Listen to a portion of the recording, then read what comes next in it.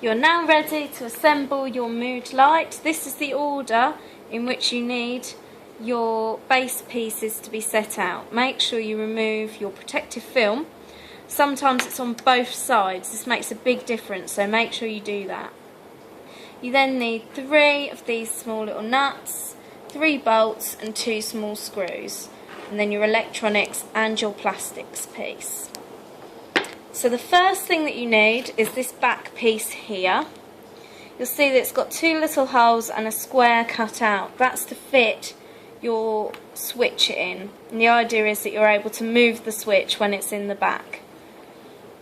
So to secure this in place, you just need to use the 2 small screws, and this is probably the most fiddly part.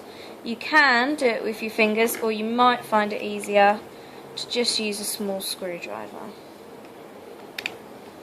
What you need to make sure you do before you secure it actually is also make sure that your wire is passing out of one side and your LED is nicely bent in the middle. If it's too close to the switch, it won't all slot together, so make sure you've got that right first.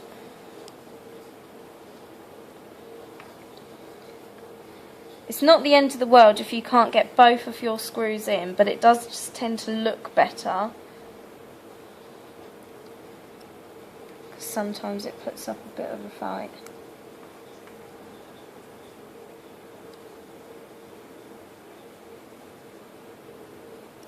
There we go. So the next piece looks quite similar to the other piece, but it's got this bit cut away here. That's for the wire.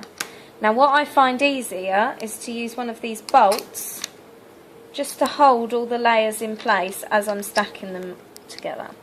This won't fit together straight away. You will have to wiggle the wire around and the LED, but it'll eventually go into place. Then using this next one, the wire will be secured.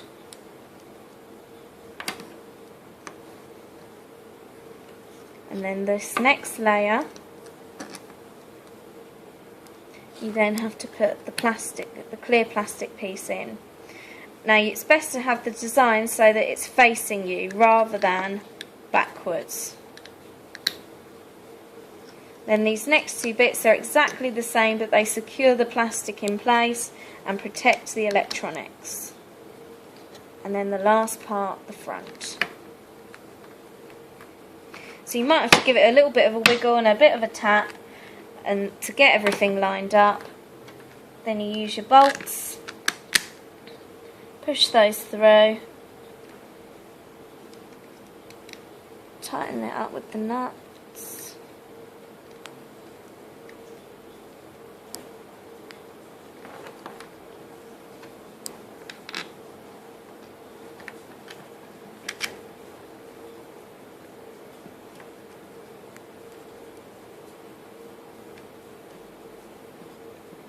And the one that you've had holding it in place the whole time, push that one out, turn it round the other way. Then you've got the screw heads at the front, which looks a lot neater. Double check that your switch moves, then you're ready to plug it in and test.